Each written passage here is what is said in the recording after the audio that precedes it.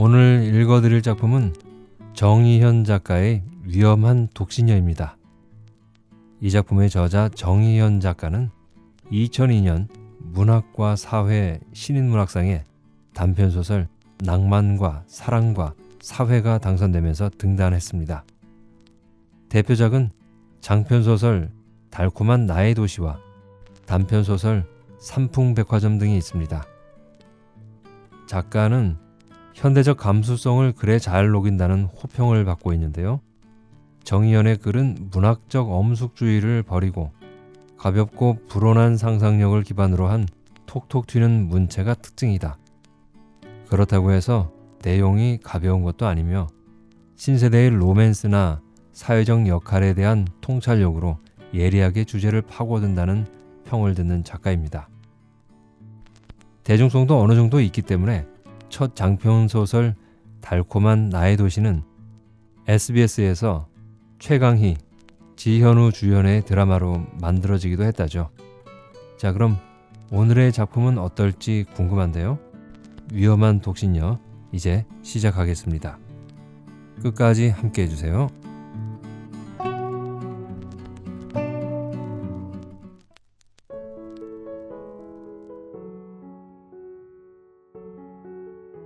위험한 독신녀 정희현. 그녀는 변한 것이 없었다. 어깨를 덮는 긴 생머리를 찰랑거리며 약속 장소에 나타난 그녀는 나에게 다가와 방긋 미소 지었다. 현주 맞지? 어쩜 세상에, 얼굴 너무 많이 상했다. 못 알아볼 뻔했잖아. 나는 넋을 잃고 그녀를 바라보았다.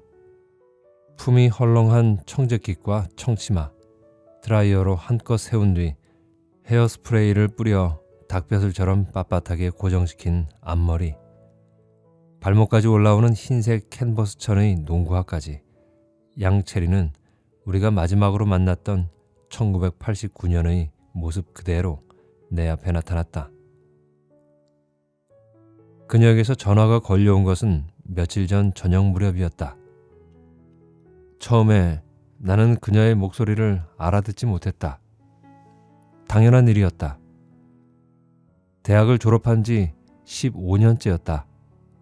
그리고 같은 고등학교와 같은 대학을 다녔을 뿐 학창 시절에도 우리는 개인적인 통화를 나눌 만큼 가까운 사이가 아니었다.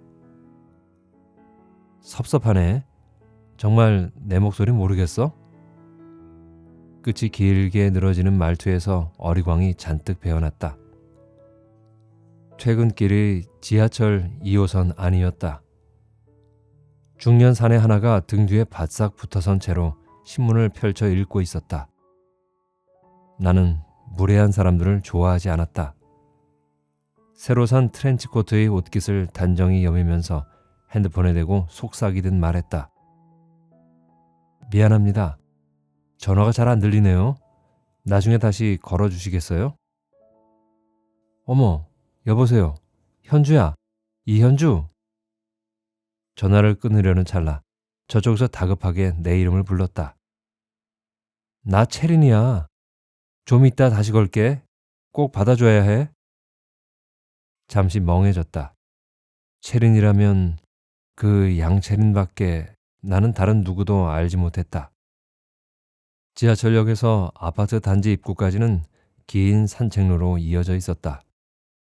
30여 분이 지났지만 자신을 양채린이라고 밝힌 여자는 다시 전화를 걸어오지 않았다.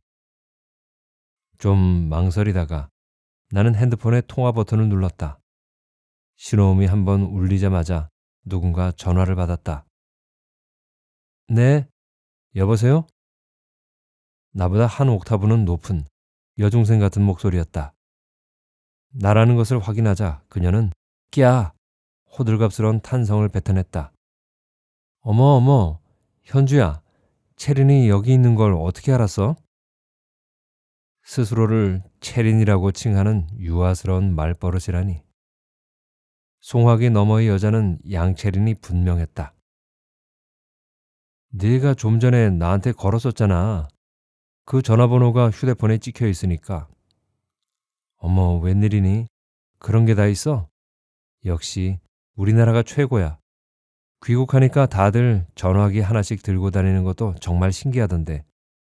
암튼 현주야, 너무너무 반가워. 체린이 브라질 교포와 결혼하여 리우데자네이루인지 어딘지에 정착했다는 소문은 오래전에 전해 들었다.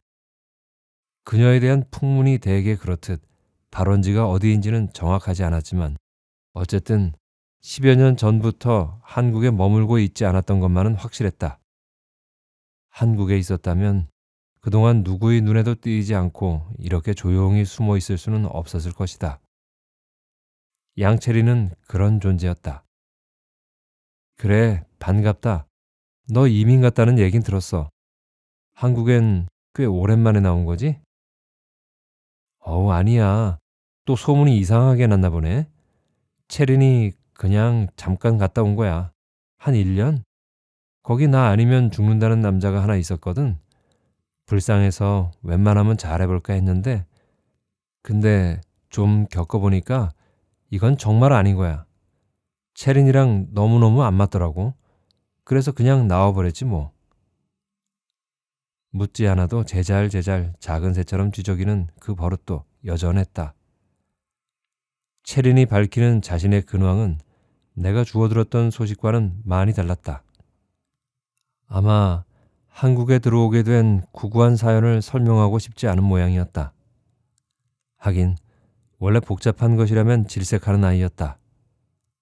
이혼이라도 했다는 건지 자식은 없는지 파편적인 호기심이 들었지만 더 이상은 묻지 않았다. 진실이 무엇이든 어차피 나에게는 별로 중요한 것도 아니었다. 그런데 내 연락처는 어떻게 알았어? 학생 수첩에 적어놨었지. 너희 집에 했더니 어머니가 받으셔서 이 번호 알려주시더라. 근데 너무너무 이상한 거 있지? 글쎄 그 많은 동창들 중에 전화 연결되는 애가 하나도 없는 거야. 다들 전화를 안 받거나 그런 사람 안 산다고 하더라. 새삼스러울 것도 없었다. 10수년 전과 똑같은 곳에서 그대로 붙박이장처럼 늙어가는 여자가 나 말고 또 있으리라고는 믿어지지 않았다. 나랑 친했던 미진이 알지? 걔네 집에 전화했더니 글쎄 미진이가 그새 시집을 갔다네. 남편 따라서 중국 가서 산대. 아우 정말 황당해서 죽는 줄 알았어. 어쩜 나한테는 연락도 안 하고. 체린이 말하는 것은 서양화과의 윤미진인 것 같았다. 29쯤에 회사로 보내온 윤미진의 청첩장을 받은 기억이 났다. 예식 시간이 당직과 겹쳤고 굳이 무리하여 참석할 만한 사이도 아니었으므로 참석하는 다른 동창편에 축의인만 보냈었다. 그때만 해도 아직 한 계절에 한두 번씩은 동창들이 청첩이 날아오곤 하던 무렵이었다. 기념사진 찍는데 친구가 몇 없어 시집 측으로부터 흉을 잡혔다는 신부의 얘기를 듣고는 보험이나 투자 차원에서 초대받은 결혼식마다 열심히 얼굴을 내밀던 시절이었다. 쓴웃음이 났다. 이제 어쩌면 나와는 영원히 상관없을지도 모르는 막막하고 먼 세계의 질서였다. 체린이 더없이 애틋한 음성으로 나를 불렀다. 현주야, 진짜 보고 싶다. 우리 언제 만날까? 슬슬 피곤해지고 있었다. 어느새 집 앞이었다. 어서 이 뜬금없는 통화를 끝내고 싶어서 나는 자분자분 그러나 단호히 말했다. 그래, 언제 한번 보자. 정말? 체린이는 내일도 좋고 모레도 좋아. 그 다음 날도 괜찮고 참, 현주는 직장에 다니니까 일요일이 제일 편하겠구나. 그렇지? 이번 주 일요일에는 성당에 한번 나가볼까 했는데 괜찮아. 그 다음 주부터 가지 뭐. 이번 주엔 그냥 너랑 만나서 맛있는 거 먹을래. 난감했다. 언제 한번 보자 라는 문장은 이를테면 언어적 관습이었다. 그것은 굿바이의 이음 동의어인 동시에 See you later의 번역어였다. 피차 부담 없이 부드럽게 전화를 끊기 위한 선의의 거짓말인 것이다. 일요일 오후는 안 된다고 둘러댈 만한 어떤 핑곗거리도 준비해 두지 않았으므로 나는 체린의 제의에 얼결에 동의했다. 일요일 오후라면 어차피 아무런 약속도 없었다. 약속 장소를 정하는데 핀트가 자꾸만 어긋났다. 현주야, 우리 그럼 명동 클라라에서 만나자. P은행 본점 옆에 알지? 클라라라는 카페는 10여 년 전에 사라졌고 P은행이 다른 은행과 통폐합되어 시중에 존재하지 않게 된 것은 이미 1990년대 후반의 일이었다. 내가 말하는 스타벅스나 커피빈 같은 상호를 그녀는 아예 처음 듣는 눈치였다. 브라질이라고 저런 다국적 브랜드가 진출하지 않았을 리 없을 텐데 좀 의아했다. 이상하다. 난 명동 되게 잘하는데. 아, 역시 서울은 너무 빨리 변한다니까. 체린이 풀 죽은 음성으로 중얼거리다 말고 갑자기 의기양양해 소리쳤다. 백화점은 그대로 있는 거지? 우리는 결국 명동 L백화점 정문 앞을 약속 장소로 정했다. 20대와 30대를 통틀어 6개월이 넘도록 지속적인 데이트를 하고 딥키스 이상의 육체적 관계를 가진 상대는 총 3이었다. 한 명은 입학 점수가 낮은 학교의 졸업생이어서 또 한 명은 누이만 셋을 둔 외아들이어서 그리고 다른 한 명은 아버지의 외도로 부모가 이혼한 가정 출신이라는 이유로 엄마는 그들을 몹시 싫어했다. 엄마는 딸의 남편감으로 흠이 없는 청년을 바랐을 것이다. 어떤 불운과 악행의 가능성도 지니지 않은 남자. 그런 남자가 현실에 존재한다면 말이다. 나는 그들 중 누구와도 섹스를 하지 않았다. 결혼이 늦은 것을 제외하고는 나는 내가 비교적 평범한 삶을 살아왔다고 생각한다. 한글은 6살에 깨우쳤고 초등학교에 입학한 다음부터는 항상 상위권 성적을 유지했다. 고등학교를 졸업하면 대학에 가고 대학을 졸업하면 취직을 하는 것처럼 생의 전체 주기에서 결혼을 매우 중요한 사건으로 취급하는 사회 일반의 관습에 대해 삐딱하거나 반항적인 견해를 품은 적도 없었다. 본격적인 맞선 시장에 진출한 건 32번째 생일이 지나면서부터였다. 끝이 나지 않는 지루한 게임은 벌써 몇 해 동안 쉼없이 이어져 오고 있었다. 39살이며 외국계 생명보험회사의 영업사원이라는 오늘의 파트너는 이미 R호텔 로비 라운지에 도착해 있었다. 웨이트레스가 나를 자리로 안내해 주었다. 한 발짝 앞서 걷는 웨이트레스의 허리가 중국 인형처럼 잘록했다. 노숙해 보이는 연회색 투피스를 선택한 것이 좀 후회되었다. 의자에서 벌떡 일어선 남자는 좋기 190cm는 넘어 보이는 장신이었다. 목에 매달린 빨간 넥타이가 아동복 사이즈의 그것처럼 앙증맞았다. 남자는 체구에 어울리지 않게 수다스러운 편에 속했다.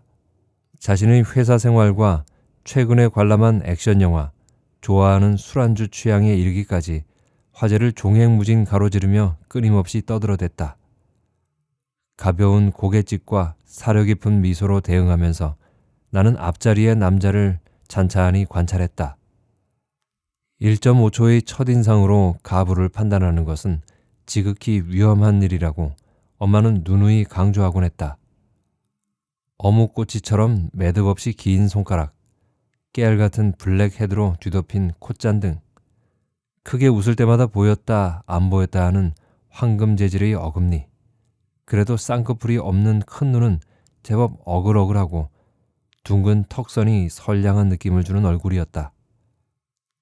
중매쟁이의 말에 의하면 남자는 막내 아들인데다 연봉도 적지 않다고 했다. 결혼이 늦어진 것은 단지 때를 놓쳤기 때문이라는 것이다. 남자는 자신이 담배도 술도 좋아하지 않으며 신실한 장로교 신자이므로 일요일에는 꼭 아침 예배에 참석한다고 강조했다. 현주 씨는 종교가 없다고 들었습니다만 저는 하나님 안에서 하나 되는 가정을 만들고 싶습니다. 교회에 다닐 의향이 있으십니까? 나는 엉겹결에 고개를 끄덕였다. 남자가 나에게 일정 수준 이상의 호감을 품은 것처럼 보였으므로 마음이 한결 여유로워졌다. 이 남자 정도면 현재 내가 선택할 수 있는 최선의 카드일지도 몰랐다.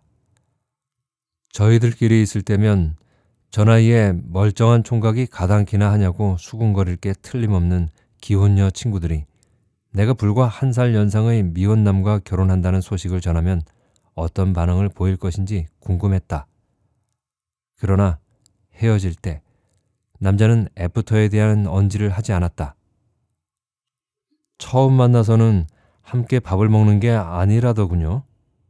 시장하실 테니 그만 들어가 보시죠. 뒤돌아 걸어가는 남자의 완강한 등짝을 바라보면서 그제야 나는 아직 저녁을 먹지 못했다는 사실을 깨달았다. 명치가 묵직하게 저려왔다. 거실은 종유동굴처럼 컴컴했다. 전등 스위치를 올리는 것과 동시에 살짝 열린 안방 문틈으로 중년 여자들의 흐드러진 웃음소리가 흘러나왔다. 밤 8시 45분. 엄마가 한창 일일 연속극에 몰입해 있을 시간이었다. 엄마의 일과는 드라마와 함께 진행되었다. 아름다운 이혼녀가 몰락한 전 남편과 능력 있는 새 애인 사이에서 방황하는 아침 드라마로 하루를 출발하여 낮 동안에는 지나간 드라마들을 재탕해주는 케이블 방송에 채널을 고정시켜 두었다. 딸부잣집 5딸들의 좌충우돌 로맨스를 그린 3년 전의 주말 연속극, 출생의 비밀을 모른 채 사랑을 나누는 이복남매의 비련을 다룬 5년 전의 미니 시리즈를 환자용 침대에 비스듬히 누워 온종일 보고 또 보았다. 때로는 여자 주인공의 대사를 한 템포 빨리 줄줄 읊어대기도 했다. 100kg에 육박하는 육중한 몸으로 김희선과 최지우의 목소리를 재현하는 엄마. 긴 백발을 아무렇게나 틀어올리고 하루에 2번씩 제 검지 끝을 바늘로 찔러 혈당 검사를 하는 엄마. 당뇨에 좋다는 누에고치 가루와 다디단 초콜릿 케이크를 동시에 입속에 쳐넣는 엄마. 새끼 발가락 끝부터 서서히 썩어 들어가고 있는 엄마.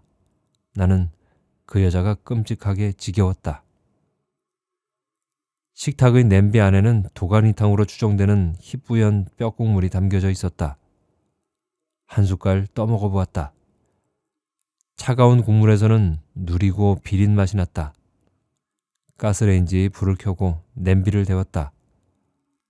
밥을 말아 김치도 없이 깔깔한 입안으로 떠넣고 있는데 엄마가 다리를 절룩이며 부엌으로 나왔다. 드라마가 끝나고 9시 뉴스가 시작된 모양이었다. 밥도 못 얻어먹고 들어왔냐? 나는 못 들은 척 숟가락질에 열중했다. 씹히지도 않은 밥알들이 목구멍 속으로 후루룩 넘어갔다. 말 좀 해봐라. 이번엔 또 어떤 놈이 나왔는데? 호기심 어린 눈동자를 굴리는 엄마에겐 딸이 100번 선본 여자 따위의 제목을 단 드라마의 노처녀 여주인공으로 보일지도 몰랐다. 뻔하다 그런 놈. 만날 것도 없다. 여자는 자존심이 제일이야. 아무리 사내가 없어도 그렇지. 어디 밥도 안 사 먹이는 놈을 만나냐? 아 이년아 좀 천천히 먹어. 혼자 북치고 장구치고 다 하면서 엄마는 냉장고에서 김치 보시기를 꺼내어 국그릇 옆으로 밀어놓았다. 물기 없이 말라비틀어진 김치 꽁다리들을 보자 입맛이 확 달아났다. 착각하지 말아요. 그 사람이 미쳤다고 날 만나준대요? 아니, 네가 어디가 어때서? 진짜 몰라서 그러는 거예요? 마흔이 코앞인데다. 더 이상의 말은 속으로 삼켰다. 뱉어내봐야 엄마의 히스테리만 유발할 뿐 아무 소용도 없는 것이었다. 독한 년, 엄마가 어떻게 되든 아무 상관도 없는 년, 손자 하나 못 안겨주는 주제에 조동이만 살아있는 년, 끝도 없는 그런 넋두리라면 이제 지긋지긋했다. 나는 맥없이 밥숟가락을 움직였다. 참, 내가 말 안 했나? 어제 누가 너 찾는 전화했었는데. 양채린이라면 옛날에 걔 아니냐? 미술 선생 가정 깨뜨리네. 엄마, 걔도 아직 시집 안 갔냐? 하긴 아주 야들야들 살랑살랑 둔갑한 구미호 같은 목소리를 들으니까 못해도 서너 번은 갔다 왔을 것 같더라. 그런 애랑은 멀리하는 게 상책이야. 지 벌은 남 주는 거 아니거든. 왜 그때 그 미술 선생 댁은 약까지 먹었다고 소문이 자자했지 않냐? 썩지 않는 방부제라도 복용하는 사람처럼 엄마는 시간의 저편으로 흘러가 버린 예전의 일들을 머릿속에 소상히 저장해두고 있었다. 20년 가까이 된 일이었다. 오드리 헵번의 열렬한 팬이던 40대의 미술 선생이 체린에게 리틀 오드리라는 별명을 지어주고 방과 후면 미술실로 불러 초상화의 모델로 삼았던 것은 여고 2학년 즈음이었다. 당시를 풍미했던 루머대로 둘이 정말로 모종의 관계였는지는 분명치 않았다. 귀찮아 죽겠는데 선생님이 자꾸 미술실로 오라고 그러는 거 있지? 그 선생님 꼭 무슨 예술가처럼 1시간 동안 구도만 잡는 거야. 날더러 움직이지 말라고 하고. 체린은 그렇게 투덜댔었다. 체린과 단 5분이라도 같이 있어 본 사람이라면 누구나 그녀가 거짓말을 하지 못하는 아이라는 것을 알았다. 그 예쁘고 착한 소녀의 비극은 다만 머리가 나쁘다는 것뿐이었다. 나는 엄마가 맹신하는 기억 저장고의 오류를 살짝 바로잡아 주었다. 그 선생님이 이혼한 건 우리 졸업하고 한참 지난 다음이에요. 엄마가 코웃음을 쳤다. 순진한 소리 마라. 너는 세상을 너무 몰라. 그러니 아직까지 이 모양이지? 그래, 그럴지도 모른다. 나는 조용히 일어나 국그릇에 건더기를 개수대에 쏟아부었다. 그녀는 변한 것이 없었다. 어깨를 덮는 긴 머리를 찰랑거리며 약속 장소에 나타난 그녀는 나에게 다가와 방긋 미소 지었다. 현주 맞지? 어쩜 세상에. 얼굴 너무 많이 상했다. 못 알아볼 뻔했잖아. 나는 넋을 잃고 그녀를 바라보았다. 품이 헐렁한 청재킷과 청바지, 드라이어로 한껏 세운 뒤 헤어스프레이를 뿌려 닭벼슬처럼 빳빳하게 고정시킨 앞머리, 발목까지 올라오는 흰색 캔버스 천의 농구화까지. 양채리는 우리가 마지막으로 만났던 1989년의 모습 그대로 내 앞에 나타났다. 지금이 2004년 늦가을이라는 사실이 믿어지지 않았다. 너무너무 반갑다. 그치? 다감하게 내 팔짱을 끼며 그녀가 활짝 웃었다. 근처의 음식점에 마주 앉고 나서야 비로소 체린의 얼굴을 제대로 뜯어볼 수 있었다. 내 기억 속에 그녀는 복숭아빛이 도는 통통한 뺨과 삶은 메추리 알의 껍질을 벗겨놓은 것처럼 잡티 하나 없이 보들보들한 피부를 가지고 있었다. 지금 테이블 맞은편에 다리를 꼬고 앉아 우동 면발을 젓가락에 말아 올리고 있는 38살의 양채린. 예전처럼 자르르 윤기가 흐르지는 않았지만 해맑은 낯빛은 여전했고 귀염성 있게 반듯반듯한 이목구비도 그대로였다. 세월의 잔인한 흔적이 채린만 슬쩍 비껴간 것 같았다. 아무리 예리한 눈썰미를 가진 사람이라도 내후년의 40줄에 들어서는 그녀의 나이를 명확히 판단하기는 어려울 것이다. 혹시 저 시대착오적인 머리 모양과 우스꽝스러운 옷차림 덕분일까? 문득 어지러웠다. 그녀는 제 몫에 튀김우동을 맛깔스럽게 먹는 틈틈이 나와 눈을 맞춰가며 자꾸 배시시 웃었다. 왜 그렇게 웃어? 그냥 너를 이렇게 다시 만나니까 참 좋다. 눈가에 부채꼴 모양의 주름을 만들며 눈웃음을 치는 모습이 그때나 지금이나 똑같았다. 찻집에서 체리는 파르페를 먹고 싶어 했지만 아르바이트생이 고개를 가로저었으므로 아쉬움이 역력한 표정으로 아이스크림을 선택했다. 나는 얼음이 가득 든 차가운 녹차를 시켰다. 왠지 심한 갈증이 났다. 체리는 연신 사방을 두리번거렸다. 여기 좀 이상하지 않아? 실내가 아니라 꼭 환한 공원 한가운데 나와 있는 것 같아. 요즘에는 어디나 다 이렇던데. 그래도 카페가 좀 아늑하고 어두컴컴해야 그래야 되는 거 아니야? 옛날에나 그랬지. 요새 애들은 답답한 거 질색하잖아. 대화가 뚝 끊겼다. 딱히 둘 사이에 공유되는 화제가 있는 게 아니었으니 당연했다. 아직 10대로 보이는 옆자리의 소녀들이 살벌하게 직각으로 올려붙인 체린의 앞머리를 흘끗거리며 노골적으로 킥킥댔다. 우리 엄마는 내가 창피하대. 체린이 아이스크림 스푼을 핥으면서 불쑥 말했다. 그래서 그런지 나를 자꾸만 피해. 하긴 나도 이해는 해. 남자 따라서 그 멀리까지 갔다 왔으니 날 보면 얼마나 한심하고 답답하겠어. 그때 울 엄마가 되게 말렸거든. 엄마 말 들을 걸. 바보처럼. 돌아와 봤더니 그새 우리 엄마 많이 늙었더라. 별로 오래 있지도 않았는데 말이야. 그러더니 어깨를 으쓱 올렸다 내리면서 중얼거렸다. 그래도 생활비는 보내줘. 참, 나 요즘 따로 나와 살거든. 엄마도 그러라고 하고 또... 그녀는 말끝을 흐렸다. 결혼 안 한 아가씨가 집 나와서 따로 사는 게 남의 눈에 이상하게 보인다는 건 나도 알아. 하지만 이제 그 정도 컨트롤은 나 혼자 알아서 해야지. 체리는 마치 제가 24살 먹은 씩씩한 처녀라도 되는 양 얘기하고 있었다. 나는 뭐라고 대꾸해야 할지 도저히 감이 잡히지 않았다. 그럼 앞으로는 한국에 쭉 머물 거야? 안 그래도 직장 알아보고 있어. 너도 알다시피 내가 온실 속의 화초처럼 컸잖아. 지금 생각하면 참 부끄러워. 대학 때 아빠 돌아가시고 우리 엄마 하시던 일도 예전에 접으셨거든. 얼른 자립해서 엄마 짐 덜어드려야 하는데 진짜 걱정되는 거 있지? 그녀는 혀를 쏙 내밀면서 애교 있게 덧붙였다.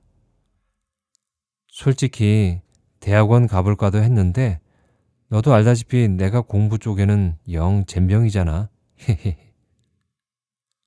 뭐가 뭔지 점점 더 알 수 없었다. 일찌감치 결혼한 동창들은 벌써 중학생 아이를 두고 있었다. 온실 속의 화초라거나 자립 따위의 단어는 자식들에 관한 얘기를 할 때나 사용하는 것이었다. 이를테면 우리 애를 온실 속의 화초를 키워서 걱정이야. 자립정신이 부족할까 봐서 라고 해야 어울리는 나이인 것이다. 관자놀이가 지끈지끈거렸다. 현주야, 체린이 지금 진짜로 행복하다? 나 예전부터 너랑 친해지고 싶었거든. 너는 공부도 잘하고 모범생이고 또 기댈 수 있는 언니 같아서 같이 있으면 마음이 되게 푸근해져. 참, 너 남자친구 있어? 결혼했느냐는 질문이 아니라 남자친구가 있느냐는 질문을 받은 것은 꽤 오랜만이었으므로 좀 당황스러웠다. 나는 어설프게 고개를 가로저었다. 체린이 손뼉까지 치며 반색했다. 어머, 잘 됐네.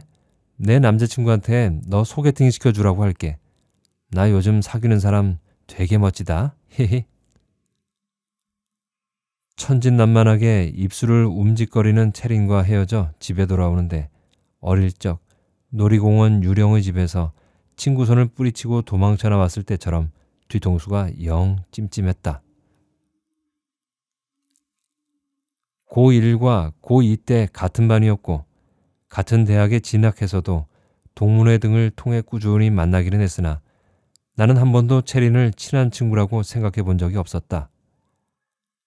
여자아이들이 많이 모인 집단에서는 어디나 함께 몰려다니며 도시락을 먹고 여가 시간을 보내는 소집단들이 생긴다.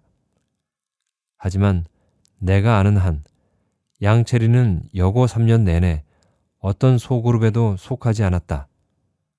어떤 소그룹에서도 채린을 자신들의 멤버로 받아들이지 않았다. W 여자고등학교의 신입생 입학식에서부터 채린은 한눈에 확 뜨일 만큼 예쁜 아이였다. 교복 자율화 시대였다. 꽃샘바람이 휘잉휘잉 불어대는 운동장, 목까지 올라오는 털 스웨터와 겨울 점퍼를 입은 고만고만한 단발머리들 틈에서 진회색 모직 스커트 정장을 갖춰 입은 소녀의 우아한 자태는 단연 돋보이는 것이었다. 재킷 속에 받쳐 입은 나팔꽃처럼 둥글고 넓은 컬러의 흰색 블라우스는 여학생 잡지 속 하이틴 모델들이 즐겨 입는 아이템이었다. 오래지 않아 그녀가 별의 딸이라는 소문이 쫙 퍼졌다. 아버지는 투스타인지 쓰리스타인지 아무튼 육사 출신의 촉망받는 장군이며 어머니는 신문에도 몇 번 난 적이 있는 패션 디자이너라고 했다. 청소년 드라마에나 등장할 만한 근사한 조합의 부모였다. 한반에 두어 명씩은 기본적으로 존재하는 이현주, 김은정, 박선영이 아니라 이름마저 독특한 양채린이었다. 공주가 될 만한 요건을 완벽히 갖춘 그녀는 그러나 퍽 의외의 성격을 소유하고 있었다. 새침하지도 않았고 내숭을 떨지도 않았다. 아무에게나 스스럼없이 제재거리고 누구한테나 무람없이 구는 체리는 오히려 푼수에 가까웠다. 많은 아이들이 체린의 주변에 몰려들었다. 선거 대신 자신의 재량으로 학급 임원을 임명하면서 담임은 나를 부반장으로 그녀를 총무로 지목했다. 총무는 반장과 부반장 다음인 반의 세 번째 서열이었다. 연합고사 점수 순이다. 아직은 서로를 잘 모를 테니까 불만 없지? 학급의 구성원 누구도 그에 대해 이의를 제기하지 않았다. 체리는 반을 위해 열성적으로 봉사했다. 학기 초에 시행하는 반대항 환경미화 대회를 위하여 며칠 동안이나 밤늦게까지 교실에 남아 일했고 연보라색 레이스가 달린 교탁보와 전신 거울을 자비로 장만하기도 했다. 체린의 아버지는 교내 육성회장 자리를 흔쾌히 수락하였다. 이상한 징후가 전혀 없었던 것은 아니다. 영어 교사는 사범대학을 졸업하고 막 부임한 젊은 남자였는데 정의로운 세상을 향한 열정적인 의지를 틈틈이 아이들 앞에 드러내곤 했다. 그가 벼랑간 체린을 일으켜 세워 교과서를 읽어보라고 시켰을 때 나는 그 선생이 체린의 이름을 알고 있다는 데 대해 질투를 느꼈다.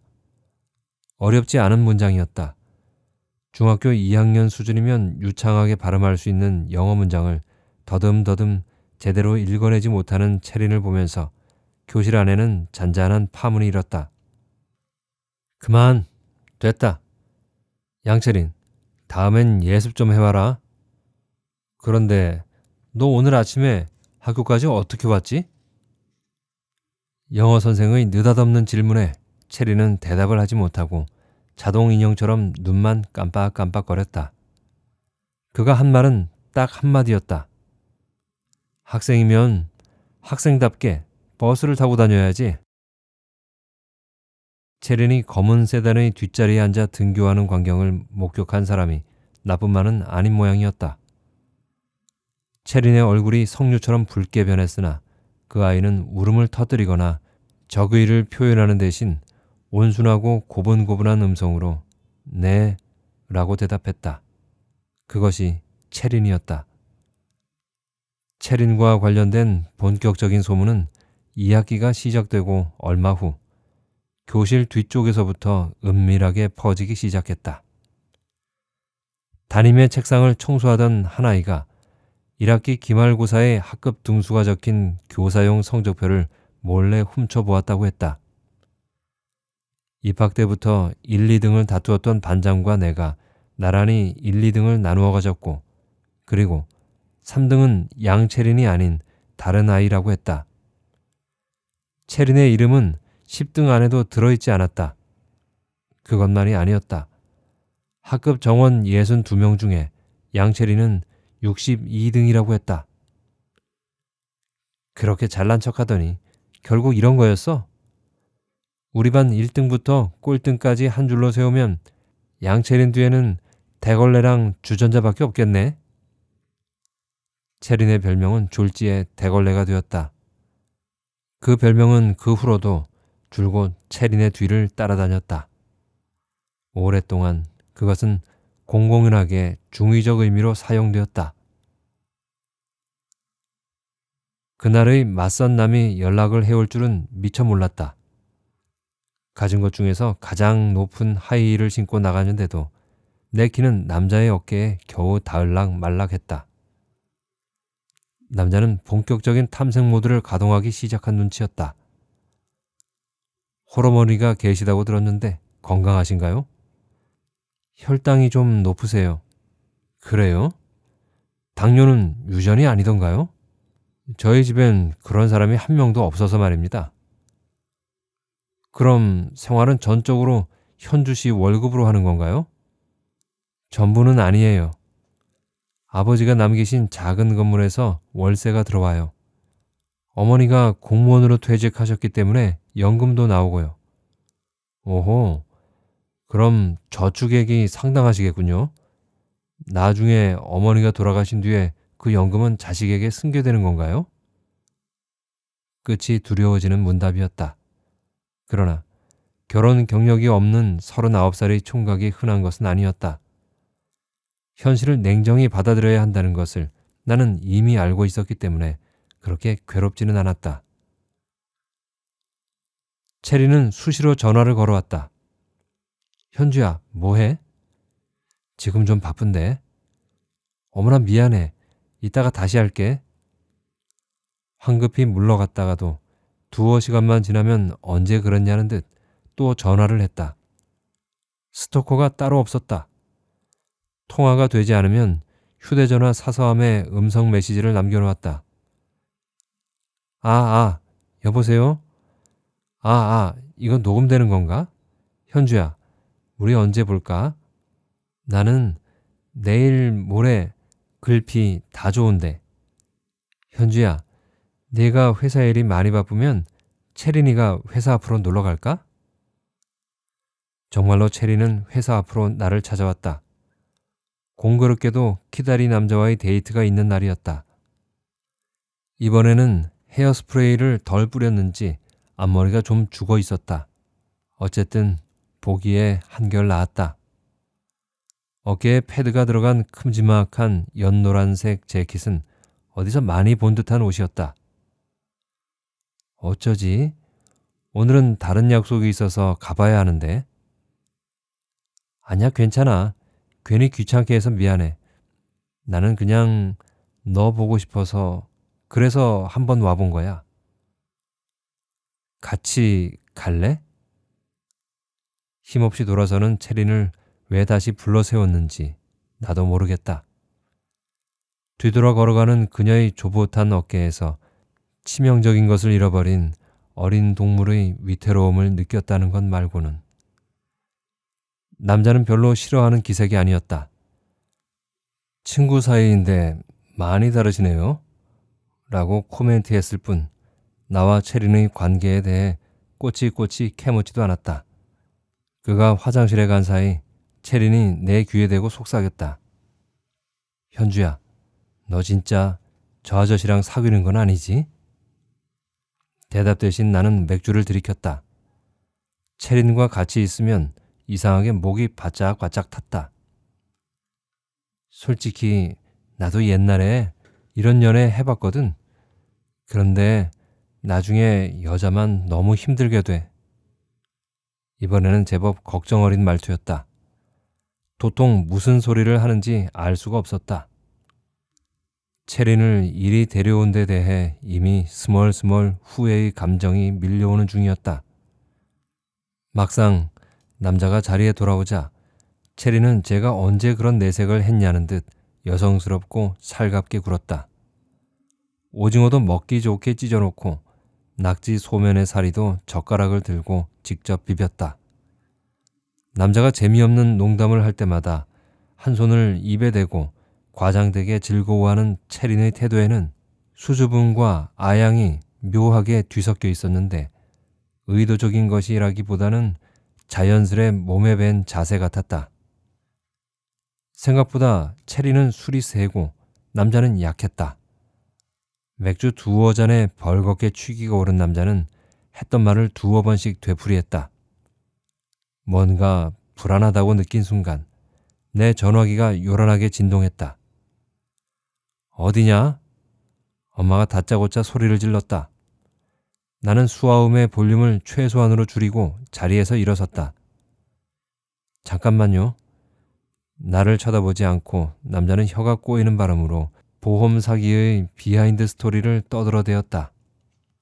그러니까 그 여자가 남편을 죽인 거예요. 차로 완전히 짓뭉개고 지나간 거죠. 어머나 세상에.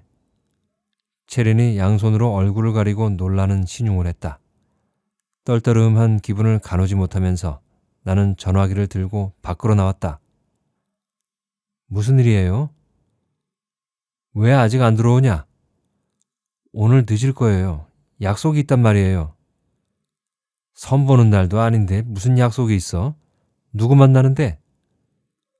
엄마는 마치 여학생을 단속하는 기숙사 사감처럼 집요하게 캐물었다. 나는 수화기를 귀에서 떼고 입술을 깨물었다. 너 혹시 그 밥도 안 먹이고 들여보낸 보험회사 놈 만나는 거 아니냐? 그런 쓸데없는 놈 만나고 다니려거든 얼른 들어와서 혼자 있는 엄마 저녁이나 챙길 것이지. 천하의 이기적인 것 같으니라고. 나는 더 견디지 못했다. 내가 그 남자 만나는 거 엄마가 봤어요? 그리고 지금 아무 남자나 나 만나준다 그러면 고마워서 춤출 일이지. 엄마는 지금 내가 몇 살인지 몰라요? 아니 인연이 말대꾸 하는 것 좀 봐. 지가 못나서 남들 다 가는 시집 못 가놓고 왜 나한테 소리를 질러? 엄마가 언제 그런 걱정했어요? 나를 못 잡아둬서 안달이면서. 내가 아주 그 보험쟁이한테 정신이 나갔구나. 아이고 저 순진한 년. 그놈이 보험 들어달라고 수작 부리는 건지도 모르고. 내 사생활이에요. 더 이상 간섭하지 말아요. 아니 이게 미쳤나? 아이고 혈당 올라간다. 아이고 죽겠다. 전화기 폴더를 힘껏 닫아버리고 나는 화장실로 달려갔다. 조도가 낮은 형광등, 지저분한 거울 속에서도 뺨의 기미 자국과 눈밑의 그늘이 선명해 보였다. 테이블에 돌아와 보니 아수라장이 벌어져 있었다. 맥주 거품을 뒤집어 쓴 남자가 황망하게 입을 벌린 채로 앉아 있었다. 머리에서 뚝뚝 맥주물이 떨어졌다. 흡사 비눗물에 빠진 기린의 몰골이었다. 체린 앞에 놓인 500cc 잔은 텅 비어 있었다. 불안스레 눈동자를 굴려대던 체린이 엄마 닭을 만난 병아리처럼 내 등 뒤로 얼른 숨었다. 현주야, 나 안 그러려고 했는데 이 아저씨가 자꾸 나를 만지려고 해서 나는 너 때문에. 가쁜 호흡 때문에 알아듣기 힘들었다. 아니, 이 여자가 무슨 소리 하는 거야? 아줌마가 먼저 살살 눈웃음 쳤잖아. 정신을 좀 차렸는지 남자가 벌떡 일어섰다. 그는 제 앞에 술잔을 사납게 움켜쥐었다. 미처 말릴 틈도 없었다. 벽에 부딪힌 유리잔은 단번에 박살이 났다. 아! 체린의 비명이 비현실적으로 울려 퍼졌다. 벽을 타고 흘러내린 액체가 나무바닥을 흥건히 적셨다. 차가운 맥주방울이 내 울 스웨터에도 적잖이 튀었다. 물빨래도 불가능한 옷이었다. 직원 몇이 달려와 우리 테이블을 에워쌌다.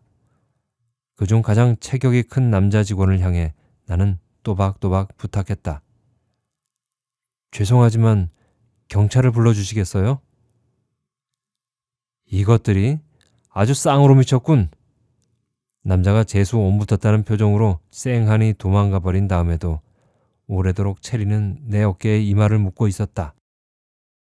거리를 걸으면서도 연신 용서를 구했다. 미안해, 현주야. 진짜 미안해. 할 수 없지 뭐. 무뚝뚝한 대답이었지만 그녀는 꽤나 감격한 눈치였다. 이해해줘서 고마워. 그리고 다시는 저런 느끼한 아저씨 만나지 마. 우리 25살이잖아. 그렇게 급한 나이도 아니야. 도로 위는 전조등을 밝힌 자동차들로 뒤엉켜 있었다. 나는 걸음을 멈추고 마른 침을 삼켰다.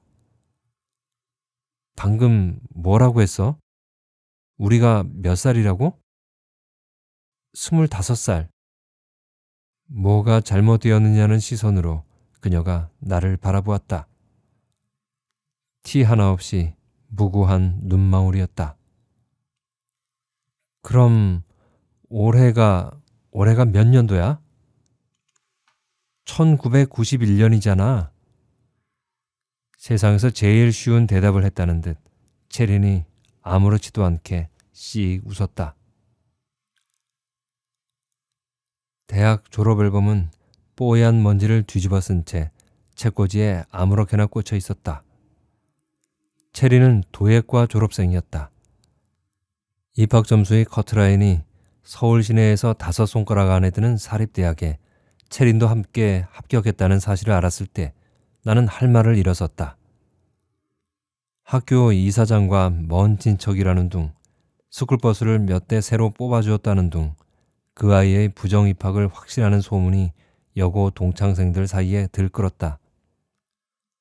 풍문을 아는지 모르는지 그녀는 누구보다 발랄한 걸음으로 캠퍼스를 활보했고 동문회에도 빠지지 않고 참석하여 끝까지 자리를 지켰다. 학생 식당이나 복도 등지에서 나와 마주칠 때면 유난히 반가워하며 어깨를 끌어안곤 했다. 나는 남의 눈에 가혹해 보이지 않을 정도로만 살짝 웃어주었다. 내가 다닌 인문대학에도 그녀를 점찍은 남학생들이 많았다. 몇몇은 나를 찾아와 다리를 놓아달라는 부탁을 하기도 했다. 그들 중 가장 키가 작고 여드름 많은 깡촌 출신 남학생에게만 체린의 연락처를 가르쳐 주었다.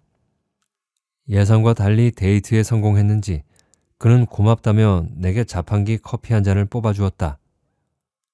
그리고 한 학기가 지날 무렵 국문과 촌놈 강철수가 미대 퀸카 양채린을 따먹었는데 별거 아니라더라는 내용의 소문이 복학생들을 중심으로 학교 안팎에 널리 퍼졌다. 조금 미안했지만 나로서도 불가항력의 일이었다. 졸업사진 속의 체리는 목련꽃처럼 방식거리고 있었다. 그날 입고 나온 병아리색 재킷 차림이었다. 앨범 뒤편의 주소록에서 그녀의 본가 전화번호를 찾았다.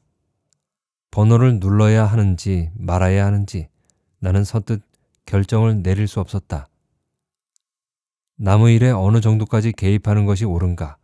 무엇이 상식적인 태도인가? 상식이란 무엇인가? 모든 것이 혼란스러웠다.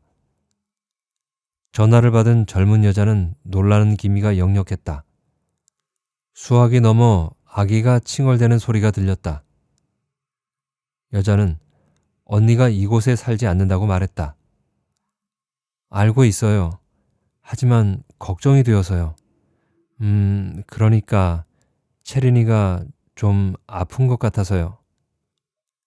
내 변명 같은 말투가 어쩐지 체린과 꼭 닮아 있었다.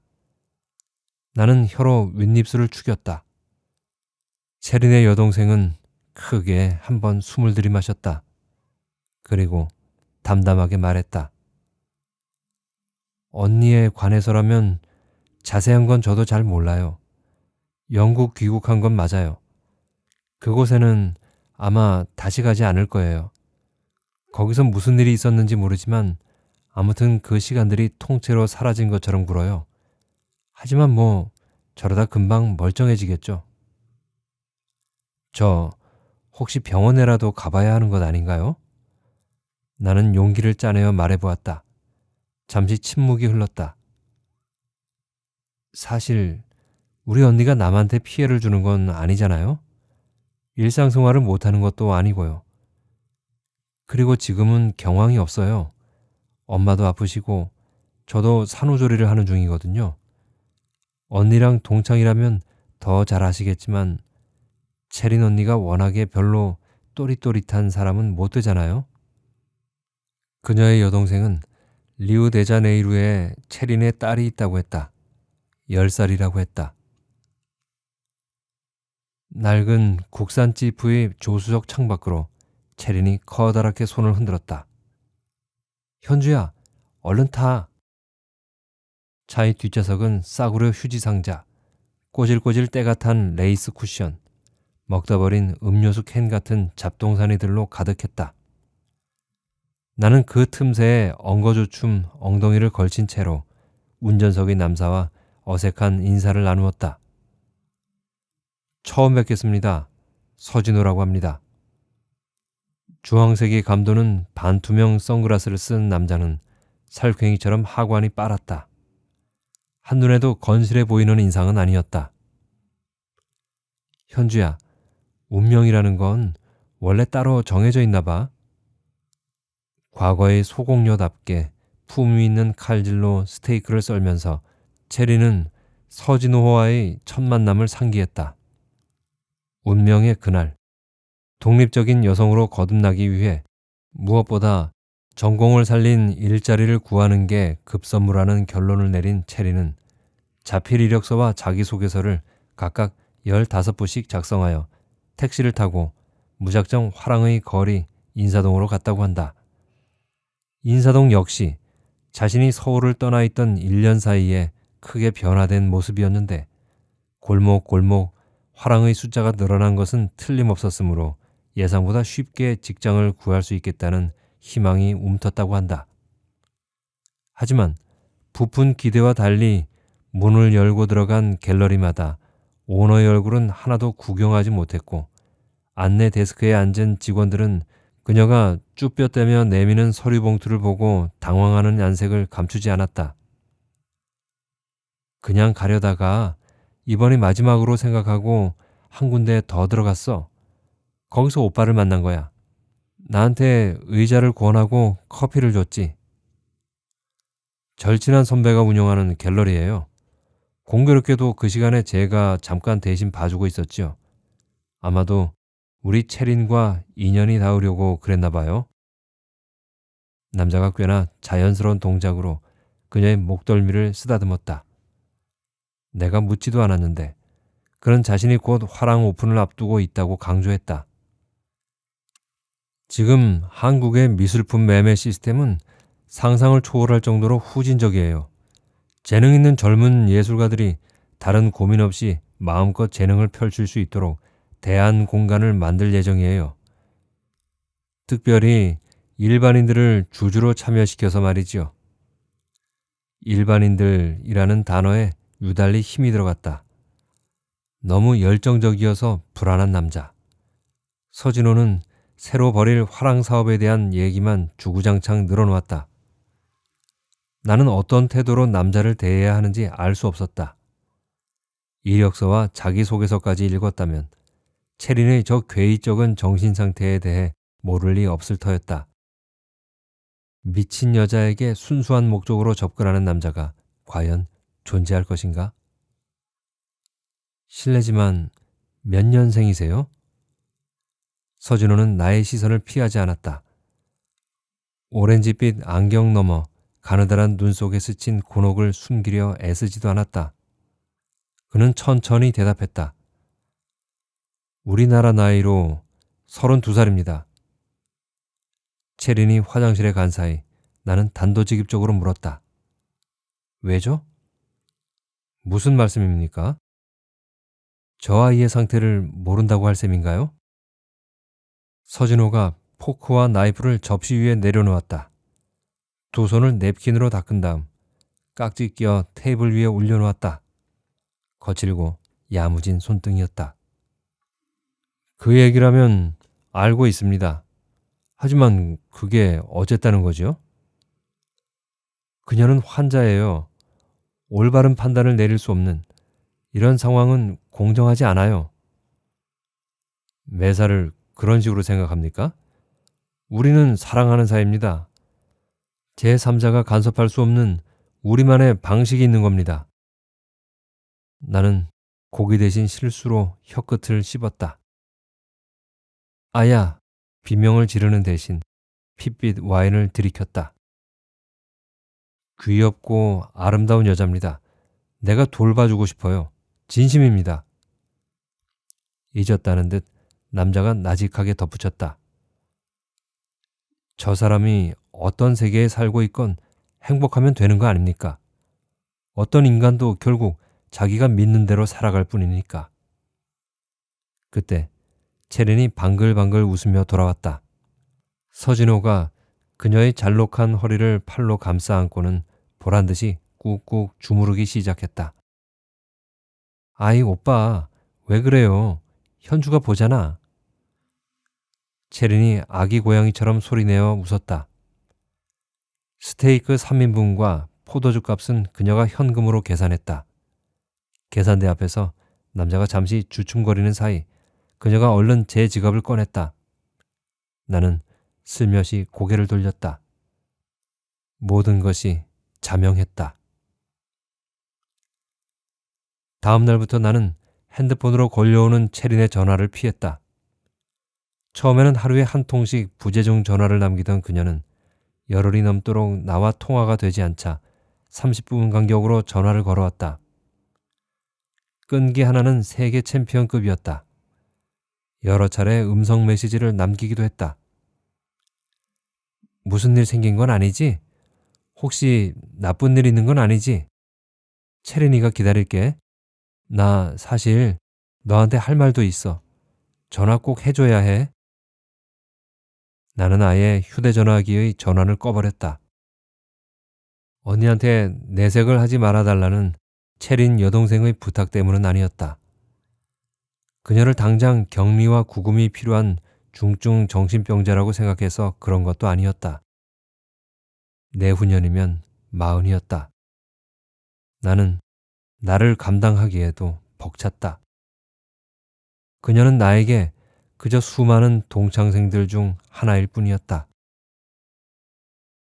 언제는 남자의 환장한 것처럼 굴더니 왜 또 변덕이냐? 아내를 자궁암으로 잃었다는 42살 의사와의 맞선을 거절하자 엄마는 단박에 비아냥댔다. 하긴 아무리 급해도 그렇지 한번 결혼했던 남자는 나도 영 안 내킨다. 엄마는 오해했다. 그가 상처한 남자라 싫은 게 아니라 상처를 가지고 있어서 싫었다. 회사에서는 자잘한 실수를 반복해 직속 상사에게 질책을 들었다. 왜 이렇게 부주의한 거야? 정신을 어디다 팔고 다니는 거지? 하여튼 나이 든 여자들이란. 상사가 대놓고 혀를 찼다. 그의 질타가 내 잘못보다 과도하다고 느꼈지만 평소와 달리 화가 나지 않았다. 와사비가 많이 들어간 초밥을 무심코 입을 넣은 것처럼 코끝이 확 아려왔을 따름이다. 주말 오후에는 두어 달 전부터 예정되었던 동창 모임에 참석했다. 신도시의 40평형대 아파트를 새로 장만한 친구의 집들이를 겸한 자리였다. 거실벽 한복판에는 진경산수화를 모사한 그림이 걸려 있었다. 로코코풍의 화려한 가죽 소파와 안 어울렸다. 몇 달째 보합세인 수도권 아파트의 가격 동향, 포장 이사업체 일꾼들의 불친절과 발꼬린내, 인기 가수와 여배우 커플의 파경 소식 등등이 두서없이 도마에 올랐다. 언제나 그렇듯 좌중의 화제는 결국 교육 문제로 귀결되었다. 정말 세상이 어떻게 되려고 이러는 거니? 기본만 시켜도 가게 경제가 휘청한다니까. 그 집의 안주인이며 반도체 회사 중간 간부의 와이프가 엄살을 떨자 중앙 일간지 정치부 차장의 와이프가 심드렁하게 받았다. 어디 어제 오늘 얘기여야지. 너도 내년엔 큰애 학교 넣어보면 알 거야. 돈 들인 애랑 안 들인 애랑 얼마만큼 차이가 나는지. 아마 깜짝 놀랄 거다. 다 부모의 저속한 욕심일 뿐이야. 똑부러지게 의사를 표명하고 나선 것은 한국에서 제일 큰 법무법인 소속 변호사의 와이프였다. 전업주부인 다른 동창들과 달리 그녀는 심심찮게 언론에 등장하는 환경운동가이며 동시에 모교의 전임 강사로 일하고 있었다. 나는 우리 슬기한테 아무것도 바라지 않아. 반듯하고 건강하게 자라주는 것만으로도 큰 축복이고 감사해야 할 일이잖아. 교육방송 프로그램의 출연자 같은 그녀의 말에 좌중의 여자들이 제각각 묘한 표정을 지었다. 변호사와 환경운동가 부부가 그 외동딸의 조기 유학을 위해 보스턴의 유명한 사립초등학교와 옥스퍼드의 유서 깊은 귀족학교를 놓고 저울질 중이라는 소문은 이미 파다하게 퍼져 있었다. 우리 친정엄마가 슬기를 키워주셨듯이 나도 나중에 슬기가 낳은 아이를 꼭 내 손으로 키워줄 거야. 그게 여자가 여자에 대해, 세상에 대해 갚아야 할 빚 아니겠어? 늦은 점심이 체한 것인지 아까부터 계속 속이 불편했다. 참으려고 노력했지만 나는 작게 트림을 했다. 환경운동가가 내 쪽을 흘끗 돌아보았다. 현주야, 그래도 내가 우리 중에 제일 팔자 편한 줄이나 알아. 구질구질하게 얽매인 데 없이 너 한 몸 가뿐하잖아? 참, 최근에는 소개받은 남자 없어? 어머, 너 아직도 선보니? 그때까지 한마디도 없이 가만히 있던 은행원의 와이프가 눈을 동그랗게 떴다. 그 부부는 겉으로 아이 없는 쿨한 삶을 표방하는 것과 달리 남편이 무정자증이라는 소문에 끊임없이 시달리고 있었다. 꼭 결혼을 해야 한다는 조바심을 버려. 독신의 삶도 나쁠 것 없잖아. 그래, 50까지는 괜찮아. 앞으로는 폐경도 늦출 수 있을 거라던데. 참, 다들 그 소식 들었니? 내가 적절한 대답을 찾지 못해 어물어물하는 사이 정치부 기자의 와이프가 빠르게 화제를 낚아챘다. 양채린 말이야. 갑자기 주변이 조용해졌다. 그 양채린이 이혼했대. 어머, 정말이야? 그래, 교포사회에는 진즉에 짜하게 퍼졌다더라. 걔가 워낙 개념이 없잖니. 위자료는커녕 몸만 간신히 빠져나왔다나 봐. 치정 문제? 여기서 놀던 가락이 있는데 뻔하지 않겠어? 근데 이 경우는 몰라. 맞바람이라는 설도 있고 남편이 자기 먼저 잘못해놓고 얘한테 뒤집어 씌웠다는 소문도 있고 복잡한가 봐. 그 남편도 보통은 아니라던데? 왜 몇 년 전인가는 체린이를 테니스 챈가 골프 챈가로 두들겨 팼다가 이웃한테 신고당했다는 소문도 돌았잖아. 금시초문이었다. 나는 고개를 숙이고 찻잔 받침에 그려진 장미꽃잎에 개수를 셌다. 그래도 꽤 오래 살았네. 하긴 체린이 옛날에 사귀던 남자들이랑 비교해보면 그 남편 되게 오래 참은 셈이긴 하지. 옛날 남자들은 죄다 몇 개월을 못 버티고 주랭랑을 쳐섰잖아. 여자 얼굴 반반한 거 잠깐이지. 그렇게 맹한 애랑 어떻게 길게 사귀겠어? 한국에 들어온 체리는 아직 아무에게도 목격되지 않은 모양이었다. 하지만 결국 시간 문제일 뿐이라는 것을 나는 잘 알고 있었다. 지가 먼저 우리한테 연락하지도 않겠지만 그래도 혹시 어떻게 끈이 닿더라도 절대 모르는 척 해야 돼. 걔 이제 거칠 게 없는 몸인데 한번 엮이면 또 누구한테 엎어질지 어떻게 아니? 어머, 너 지금 남편 걱정하는 거야? 모두들 까르르 웃었다. 아무튼 친구는 사는 게 비슷비슷해야 해. 내가 갑자기 핸드백을 챙겨 일어서자 다들 어리둥절한 표정을 지었다. 다급한 용무가 떠올랐다는 내 말은 내 귀에조차 거짓말처럼 들렸다. 그러나 거짓말은 아니었다. 벽에 붙은 선풍기가 후덥지근한 바람을 뿜어내며 천천히 돌아가고 있었다. 그해 8월 한복판. 그 중국집의 긴 복도에서는 들큼하고 시큼한 냄새가 마구 뒤섞여 풍겨왔다. 복도 양옆으로 정사각형의 방들이 다닥다닥 붙어 있었다. 가족 동반 친척 모임이었을 것이다. 남자 어른들은 바지를 척척 걷어올린 채 두껍게 튀긴 돼지고기와 눈물이 쏙 빠지도록 매운 짬뽕 국물을 안주 삼아 고량주를 마셨다. 여자 어른들은 녹말 범벅의 해산물과 군만두를 앞에 놓고 끝도 없이 지루한 수다를 나누었다. 따라온 아이들은 채 10살도 되지 않는 꼬마들이었다. 여고생인 내가 그 자리에 끼어 앉아 있다는 것만으로도 얼굴이 달아오르는 일이었다. 고기튀김을 두어 점 집어 오물거리고 나니 할 게 없었다. 복도의 다른 방들을 기웃거린 것은 17살짜리의 자연스러운 호기심이었다. 홀에서 제일 먼 안쪽 방. 나 이제 정말 싫다니까요. 여자가 신경질을 부리고 있었다. 붉은 주렴 넘어 들려오는 그 목소리가 어쩐지 귀에 익었다. 나는 숨을 멈추었다. 몇 번이나 말했잖아요. 너무 힘들어서 안 되겠어.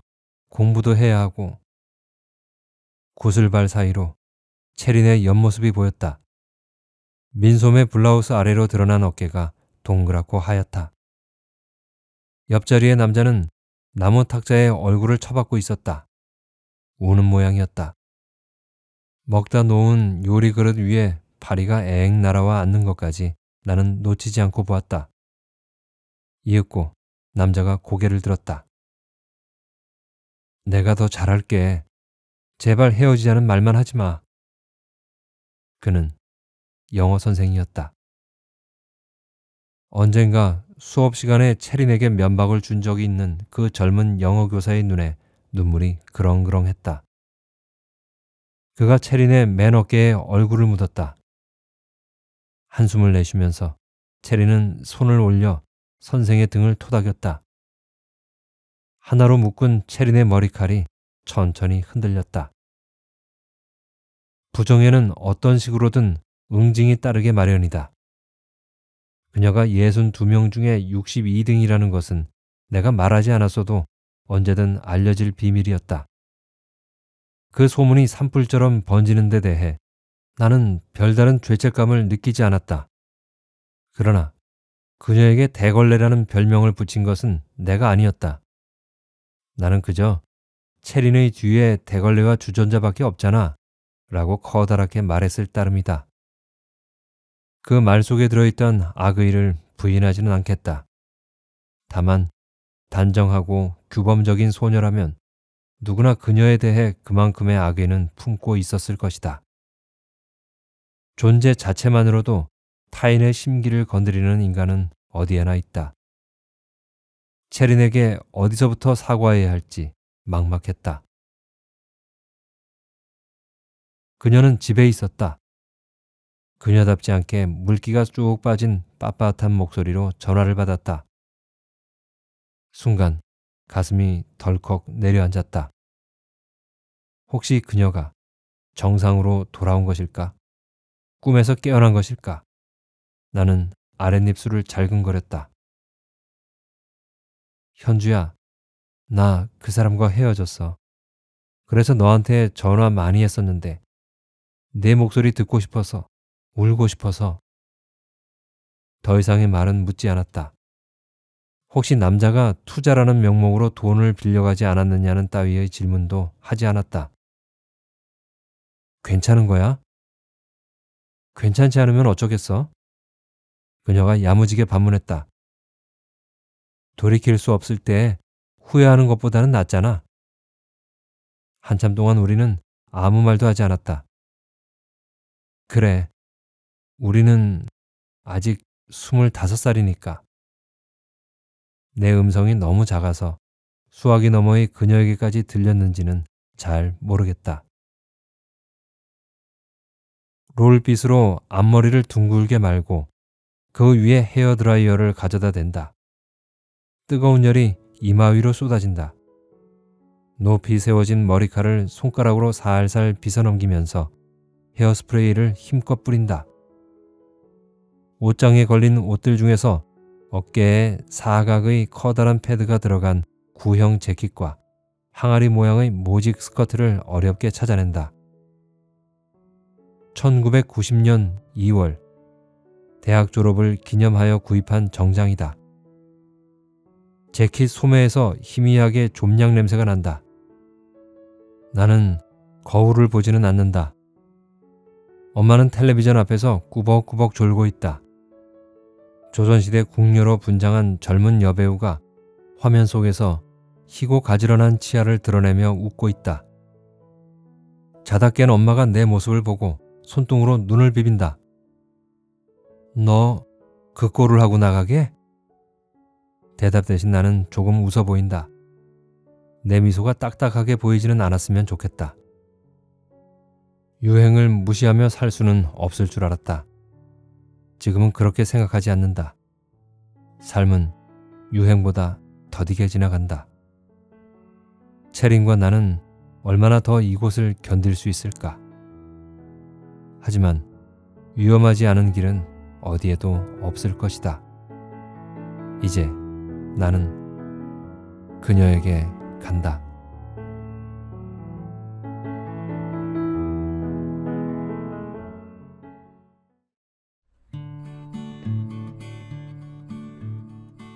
재밌게 들으셨나요? 이 작품을 읽다 보니까 작가가 하고 싶었던 이야기가 제일 뒷부분에 있다는 것을 알 수 있었습니다. 저의 감상을 결론부터 말씀드린다면 이 이야기는 화해에 대해서 말하고 있다고 생각됩니다. 주인공 현주의 과거의 체린에 대한 잘못, 특별히 미워해서 그런 것은 아니었다고는 스스로 생각했지만 체린에 대한 불건전하고 악의적인 소문과 그로 인한 좋지 못한 여파는 모두 자신에게서 비롯된 것임을 나중에서야 깨닫게 됩니다. 저는 이런 상황을 학교 폭력의 어떤 메커니즘과 비슷하다고 생각을 했습니다. 비록 그 강도는 약했다고 하더라도 당하는 사람에게 그것이 어떤 영향을 끼쳤는지는 결코 알 수가 없습니다. 모두가 가해자의 유리한 시각에서 보기 때문이라고 생각합니다. 아무튼 학폭을 저지른 가해자는 성인이 되어서 그때의 피해자들에게 뻔뻔하게도 난 그때 장난이었어. 다들 그 정도의 장난은 치면서 학교 다니잖아? 라고 항변을 하는데 가만히 생각해 보세요. 누가 그 정도의 학폭을 하면서 평범하게 학교를 다니는지를요. 자기들 외엔 아무도 없을 것입니다. 그것처럼 주인공 또한 자신이 한 일은 비록 크게 타격을 준 것은 아니었을지라도 체리는 그로 인해 정신적으로 알게 모르게 어떤 마음의 침식을 받았을 것이라 생각됩니다. 그것이 그녀를 자존감 낮은 사람으로 만들고 또 그렇게 지금의 모습을 만든 것이라고 추측이 됩니다. 그걸 현주가 불현듯 깨달은 것이죠. 미안했을 것입니다. 누구누구의 알만한 사람들의 아내가 된 동창들이 모임에 앉아 체린에 대해 뒷얘기를 할 때도 자신이 그들과 함께 거기에 말을 보탤 수가 없었던 것은 바로 그 이유 때문이죠.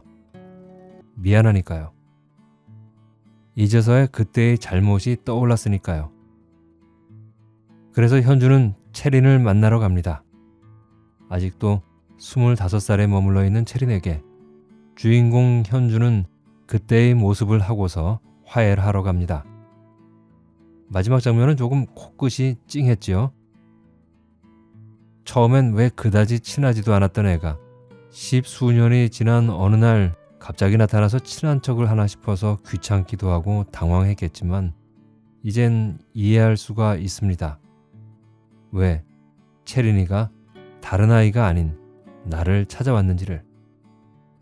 조금 과장해서 생각한다면 어쩌면 고등학교 때, 대학교 때 했던 현주의 잘못에 대해서 사과를 받고 싶었던 것은 아닐까요? 그래서 본능적으로 현주를 찾은 것은 아닐까 싶습니다. 정확한 이유는 체린 자신도 모르면서 말이죠. 화해란 진정으로 용서를 구하고 진심으로 상대를 이해하게 되었을 때 가능한 것입니다. 지금까지 정희현 작가의 위험한 독신녀를 읽어드렸습니다. 다음에 뵐 때까지 건강하시고 행복하세요.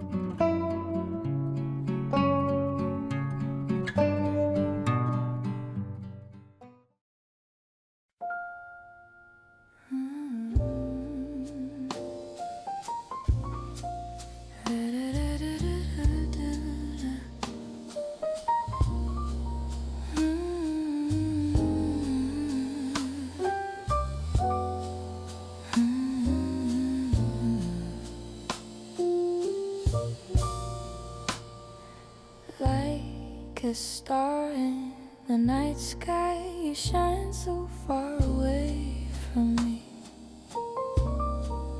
knowing I can never reach you. Still all I see is you. The words I couldn't say scatter across this night sky. They never reach you, they just fade away. You're so far away, like a star. All I can do is watch you from here, from a place I can never reach. I love you all alone, until the stars fade at dawn. I will be here without you knowing.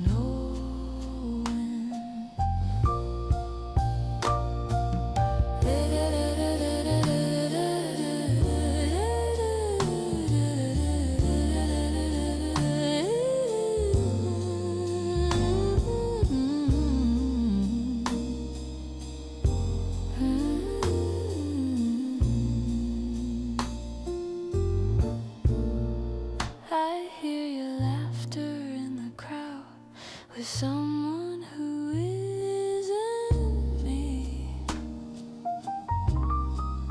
Even though my heart aches, your happiness is enough for me. The words I couldn't say are buried deep inside my heart. They never reach you, they just stay hidden. You're so far away, like a star. All I can do is watch you from here, from a place I can never reach. I love you all alone, until the stars fade at dawn. I will be here without you knowing.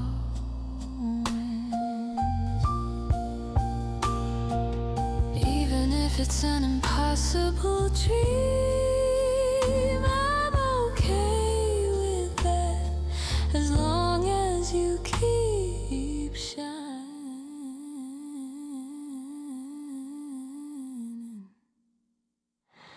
Even if someday I disappear from your sky, please remember that there was someone who loved you like this, without a single word, quietly loved you. You're so far away, like a star. All I can do is watch you from here.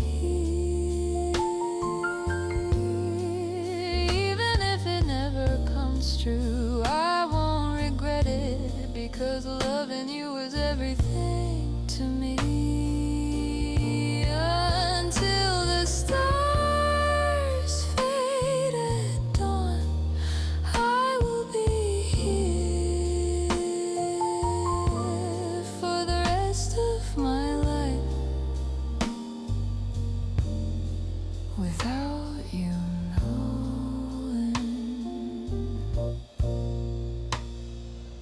Like a star in the night sky,